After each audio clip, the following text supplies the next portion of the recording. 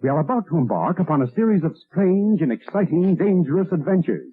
Adventures that will lead us to all parts of the world. Hello and welcome to another Bad Comic Review. This time we are looking at Detective Comics, issue 426. This issue was story and art by Frank Robbins, and it's a pretty messed up story. So Batman's pursuing a cat burglar and finds him in a house with a corpse, and the burglar grabs a gun and tries to shoot Batman, but nothing happens. And it turns out that the corpse is a suicide victim, and it's got a few extra bullets sitting next to it, and he can't understand what that's all about. Turns out there were some other similar suicides with suicide notes as well. And he goes to Gotham's fountainhead of gossip, Gingy, who gives him a little bit of information and a lead. So he goes undercover as John T. Hazard, a gambler with sunglasses that look like Elvis. And he meets a man who wants to challenge him to the ultimate game with the greatest risk and reward, a game of Russian roulette. So the cover does apply to what's going on in the book, as disturbing as the imagery may be. Now, while the gun is real, Batman does challenge the guy to the game. There is a trick, of course, to what's going on, and Batman quickly deduces what the real situation is here and comes up with a way to put an end to the nonsense. There's also an Elongated Man backup story called Trail of the Fadeaway Footprints, written by Len Wein with art by Dick Giordano, and Ralph and his wife run out of gas and they end up having to walk toward town, and they find a guy in a wetsuit in the middle of the desert. There's no water around, or so it would seem. They quickly find a ghost town, and their one clue leads them to some shenanigans and a box full of radium. Overall, the backup story was actually pretty good. I'm not a big fan of the Elongated Man, but it was okay. It was entertaining. Not my favorite thing. The Batman story was pretty decent. It was an interesting premise with a few really bizarre notions, but overall I thought it was pretty good. The art's not bad. Not my favorite Batman art, but definitely not the worst thing I've ever seen. It's a different style than what I would generally prefer, but I think it worked pretty well for the story they were telling. And Robbins has a pretty good sense of perspective and shadow, so Batman looked really cool through the entire thing. And it had some really memorable panels. I would recommend this book. I thought it was a lot of fun. I bought a really beat up copy for $1 out of a bargain bin, and obviously I don't feel cheated for my dollar because this is better than most of the Batman stuff on the market today. Unfortunately, this issue probably will cost significantly more than a new book would off the shelf, but I'd have to say a lot of these older Silver Age books are way more entertaining than any of the new stuff, even though this is obviously aimed at a younger audience, probably middle to high school kids, and it does have a lot of themes that are going to be a bit taboo by today's standards. So if you get a chance to check it out and you can find it at a reasonable cost, I would recommend it. Just be aware there are some themes in here and some imagery that are going to be a little bit harsh for the delicate sensibilities of modern audiences. So that's going to do it for this one. Thank you so much for listening and supporting the channel. If you enjoyed the video, please hit the like button and don't forget to subscribe so you don't miss future reviews. If you'd like to help the channel out in other ways, links are in the description of various support methods. And as always, we hope to see you on the next one.